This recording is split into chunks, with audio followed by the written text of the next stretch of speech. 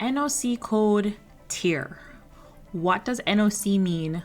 What does TEER mean? And did TEER replace the NOC? This came up last week during one of the days of our free four-day online immigration summit, where somebody was saying it's TEER now, please use the right terminology. So I want to dive into the differences between the NOC code or NOC and the TEER system, and to help you to understand where the two belong.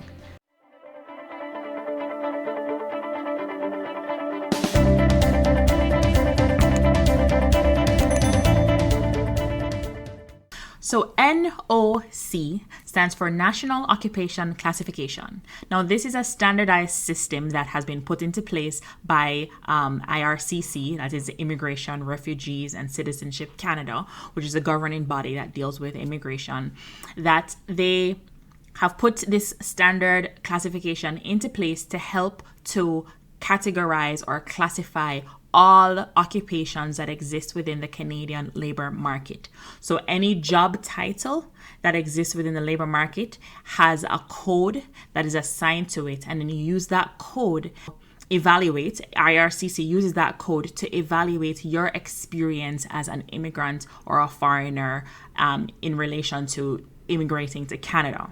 So each job, so an HR manager is NOC code 10011.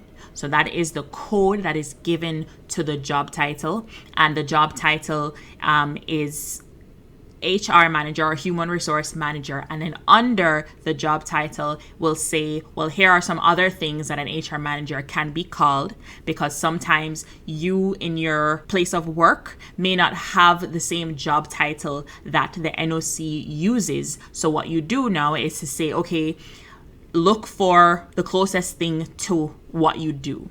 So say, for instance, it's HR manager. Usually they have other titles or suggested titles that could be called, you could be called instead of being called an HR manager. They'll also list all of the job descriptions and the roles and responsibilities that you play as an HR manager. And they will list like the education requirements or training requirements or any requirements for you to be able to fill that role or that occupation. So the code NOC, National Occupation Classification, is a way of standardizing occupations, and an NOC code is the code that is given to a certain occupation title to help IRCC to cross-reference, okay, you said you're this, let me look at your job description and compare it to what it is on the NOC code to see if it is a match. So don't worry if your job title is not on the NOC code, and I'll give you an example. When I just started my Canadian immigration journey and I just started working, I was a CAD operator. CAD means computer aided drafting or computer aided design. So anybody who does drafting in an architectural or engineering capacity on a computer. So CAD operator was my official title that was given to me by my employer. However, if you go to the NOC code or the NOC website, you don't see CAD operator there. You'll see architectural drafter or architectural designer, or you will see draftsperson or drafting technologist or architectural technologist. These are two different codes, but these are some examples of what a CAD operator would be depending on your place of work. So if you're in an architectural firm, then obviously you're called a CAD operator, you're most likely a architectural technologist. However, if you are in more of an engineering role or a role for a company that does drafting outside of being an architectural designer or drafter is just a drafting technologist, right? Both of those have similar levels of education, but maybe the roles and responsibilities and duties are different. So the NOC code is the code that you're going to get because you are this title. Now, they've introduced, since 2021, post-2021, they have introduced a new way of classifying the classifications. Before 2021, and in relation to express entry, the NOC code used to be given a ranking using a letter, usually a letter anyway, to rank the jobs or rank the occupations based on skill level. So you had NOC O, NOC A, NOC B, NOC C, and NOC D. And those were saying like, well, basically, if you are this NOC, you are likely a manager, you probably need a university degree, and you probably have these many roles and responsibilities. Similarly, C, NOC A, B, C, or D. And what would happen in the past is like an NOC B was like the heaviest weighted NOC code, because most people or most occupations probably needed just a college degree or some level of formal post-secondary education to qualify for the job. So a computer-aided drafter or a CAD operator or architectural technologist would be an NOC B in the past. And what would happen is that there are certain occupations that may have, in actuality, have needed the same level of education or the same level of training or apprenticeship or something that they would be required to do or be in order to do that job or to be a part of that occupation. However, they would still be ranked maybe differently or lower than a NOC B. So usually, or in the past, your express entry profile, the only intake in that skill level ranking for the NOC code on your express entry was O, A, or B. If you were not any of those, you did not qualify under the Canadian Experience class or the Federal Skilled Worker. And if you were not at least a B on the Federal Trades Worker, you just didn't qualify for express entry at all. So post 2021 now, they have introduced a new way of classifying. So what they've done now is replaced the skills level classification. So there's no more NOC O, A, B, or C, or D. There is still NOC code, right? Because your NOC code is your occupation number, so to speak. So now they've introduced a TEER system. So TEER, T-E-E-R, stands for Training, Education, Experience, and Responsibilities. So now this is another way of further classifying the job classification that you now have. So you are an HR manager and you belong to a certain tier based on your training, education, experience, and responsibilities. So a practical example, I'm going to do a practical example with a Tupperware container, Rubbermaid. So tier 0. So let us say you were a HR manager. The NOC code for HR manager is 10011.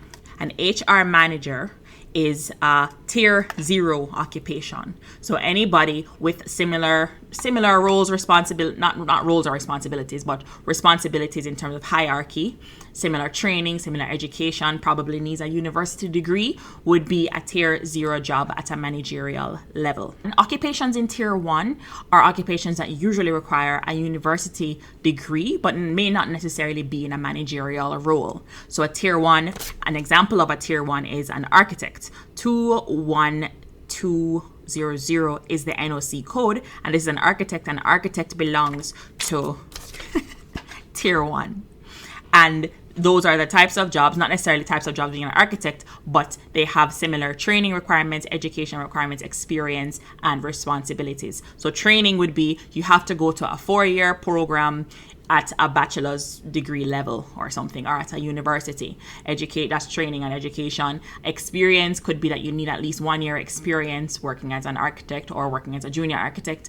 And responsibilities means that you are second to the manager, or you are in hierarchy below the manager, who is maybe a supervisor or a head or a senior position still that has X amount of responsibilities. So that is where the TEER classification comes in reference to the NOC code.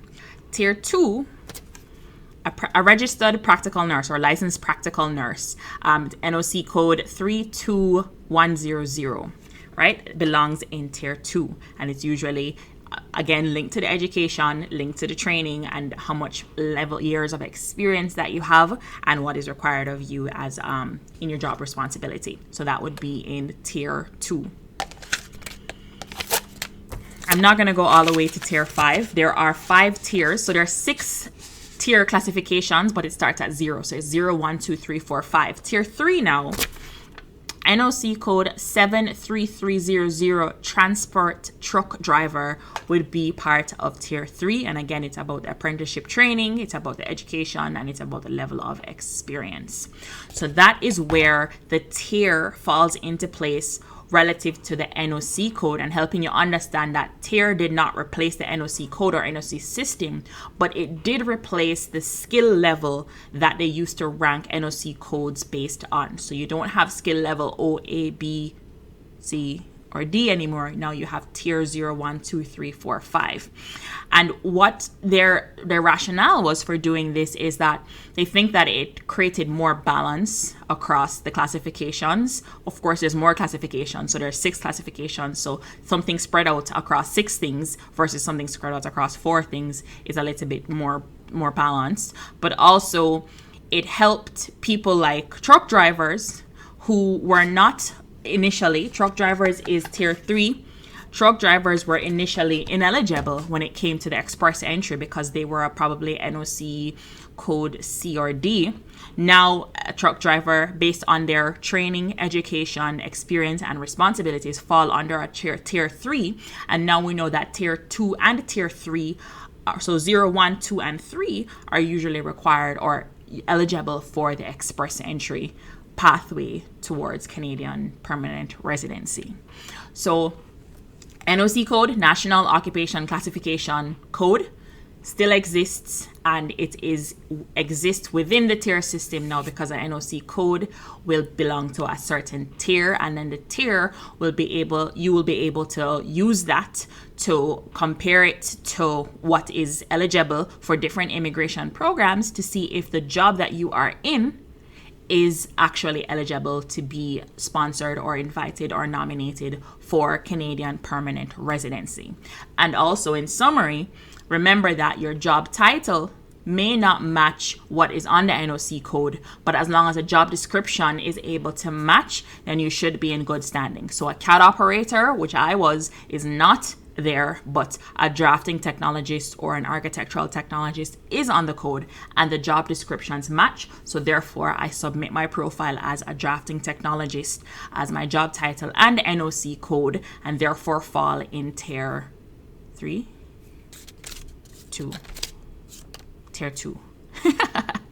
The third tier. It's so confusing when they start at 0. I really wish that they would have started at 1. But yeah, so tier 2 is actually the third ranking. So it's 0, 1, 2, which is the third ranking. So I hope this helps. If you need help figuring out what your NOC code is, come join the Canadian Dreamers Club, where you have sessions with myself and you get 15 minutes free consultation with our immigration consultant, and you get 7% off your immigration consultation services as a member of the Canadian Dreamers Club. Everything you need to know is in the description below. All of this information and more can be found on the IRCC's website for the NOC code. All you have to do is Google NOC Code Canada or NOC Code Classification, and it will take you to all the information regarding the NOC code, and that is straight from the government's mouth. Comment below if this has clarified anything to you. If this video was helpful to you, please hit the like button. Please stick around, subscribe. I believe it's on this side here. Click the subscribe button and the notification bell to get more helpful videos like this, and I will see you in the next video.